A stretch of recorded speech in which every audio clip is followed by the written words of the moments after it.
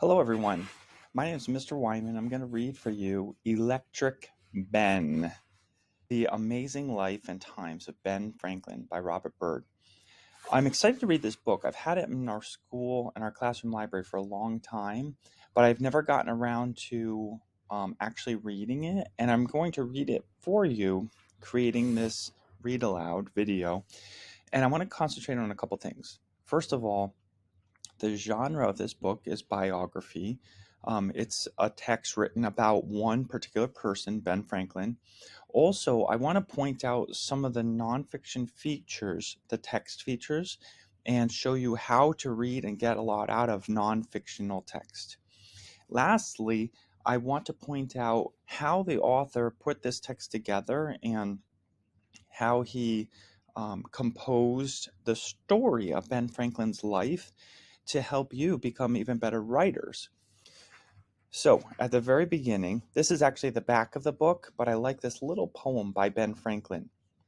If you would not be forgotten as soon as you are dead and rotten, either write things worth reading or do things worth the writing. Ben Franklin did a little both, actually, a lot of both.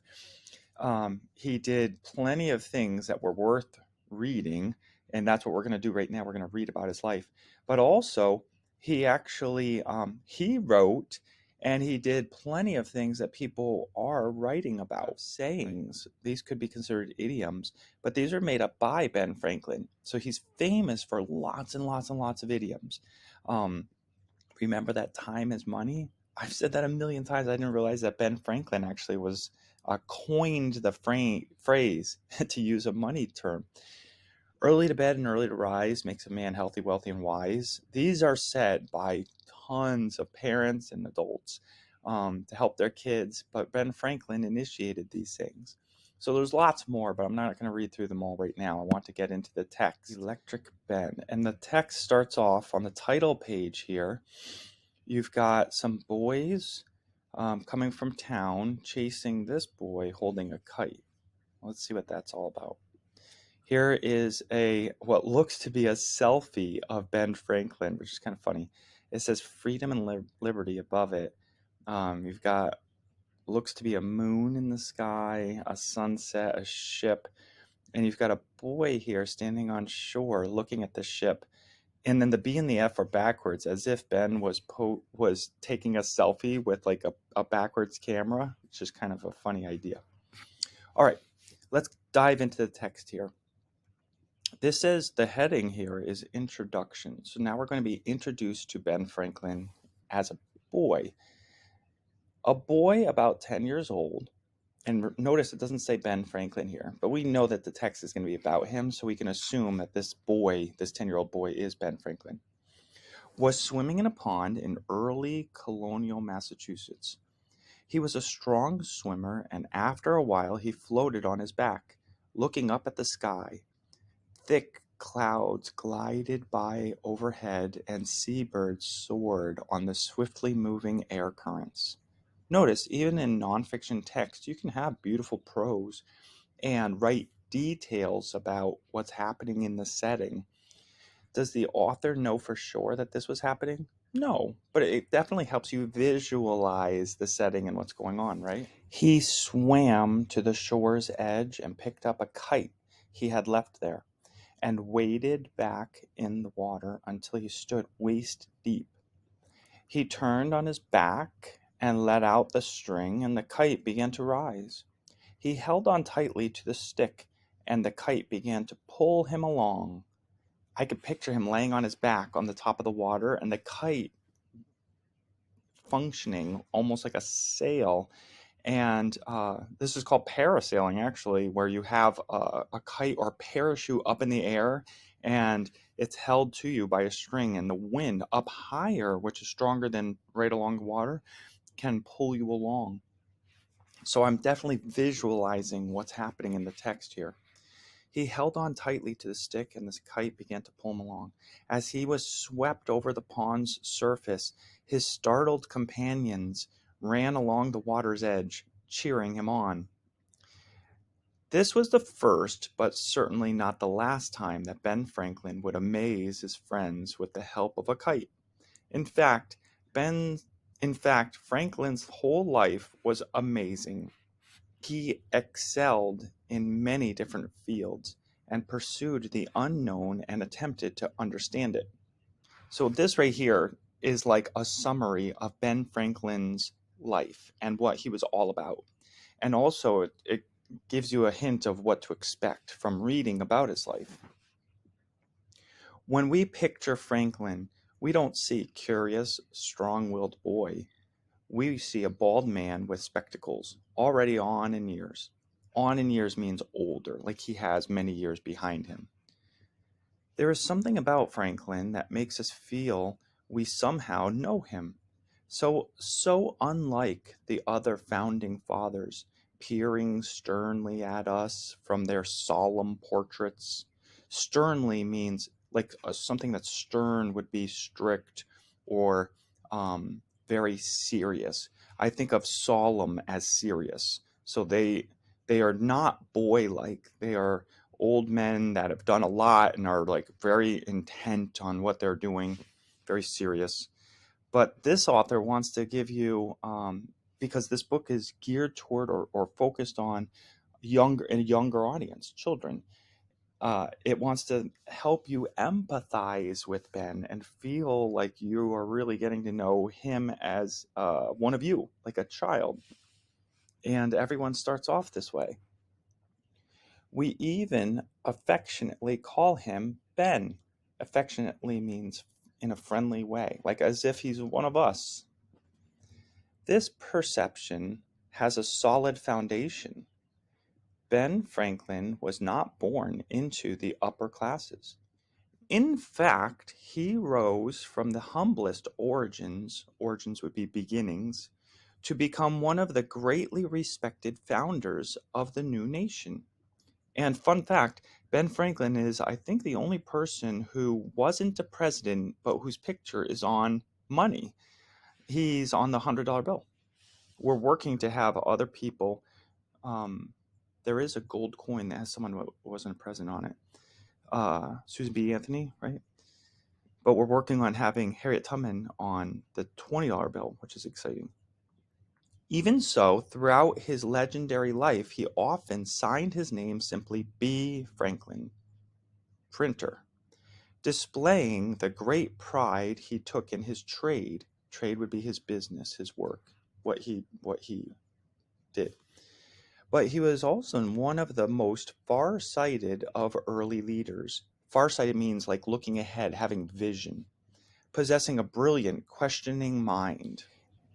And he was driven to achieve success in a remarkable variety of enterprises as a scientist, writer, inventor, philosopher, publisher, and statesman. He was the perfect representative of the new and expanding nation when he went to the courts of Europe. During his life, he was the most well-known American in the world, a real celebrity of his time. Celebrity means famous person, someone that everybody wants to be around and hear about and get to know. Franklin believed in moving forward, working hard and saving to gather wealth. His principle of looking for opportunity and taking it was the same as the new nations. Only in this fresh and fertile environment could Franklin's ideas come about. His thoughts and actions paralleled the growth of America. Here he believed anything could be accomplished. He was the proof of that. Ben Franklin was able to envision what his country could become, built on the strength of a thriving middle class. He symbolized in his lifetime, as well as ours, the thriving spirit of its people. It does seem like this author is framing things in a particular way, but it does seem like Ben Franklin, and maybe this is why he was so famous, did uh, symbolize the new country, a country that didn't come from lots of wealth, but kind of worked hard and developed into America, the United States of America.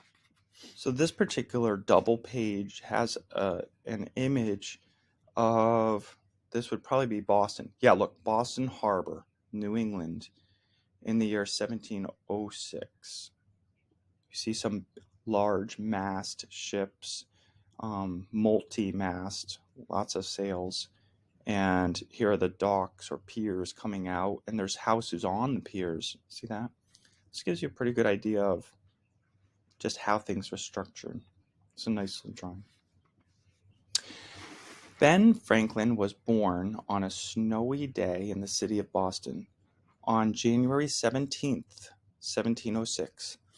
Boston was in what was then called the Massachusetts Bay Colony, one of the 13 original British-ruled colonies. Boston was the largest city, the most important port, and the center of commerce and culture in the colonies. Ships from all over the world docked in Boston's bustling harbor, loaded with tools, fabric, and goods not available in the New World. Some ships carried slaves. Ships from the colonies sent lumber, farm produce, and animal skins back to England and other foreign lands. Ships went to different ports in the colonies, too, such as Philadelphia and Charleston. Josiah Franklin, Benjamin's father, was born in Northamptonshire, England. He was a religious man, but did not believe in many of the teachings of the established churches in England. In 1683, he left with his family, hoping to find a place where he could worship freely in America. The Franklins sailed to Boston and moved into a house on Milk Street. Benjamin grew up there in a crowded household. The Franklins had 14 children. Benjamin was the youngest boy. Large families like the Franklins were common then. Here you go, the Franklins arrive in the New World. It's a caption for this image.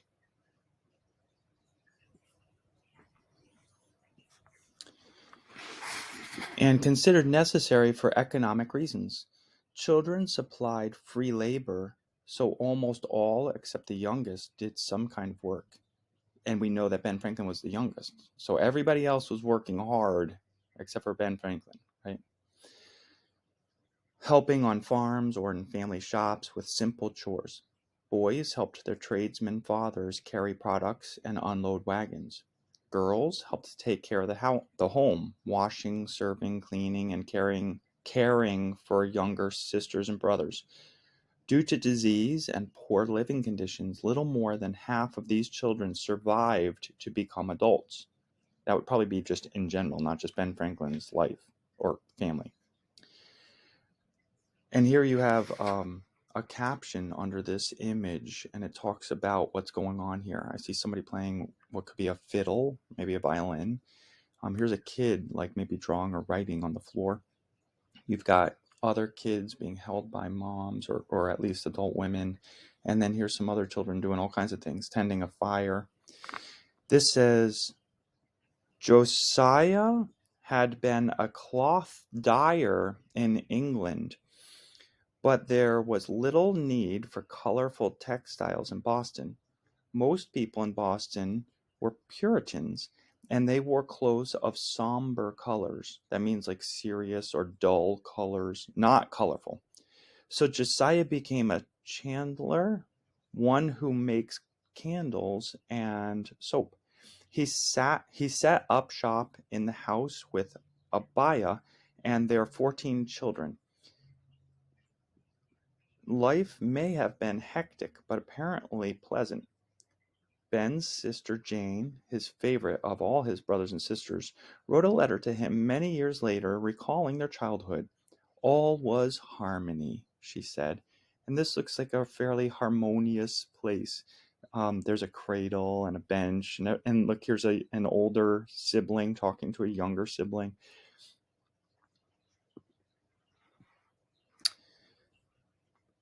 Down here it says left. Benjamin Franklin's house on Milk Street.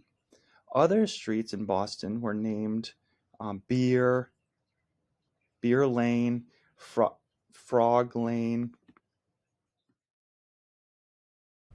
And that was the introduction to Electric Ben. I'm looking forward to reading the rest of the book to you, with you.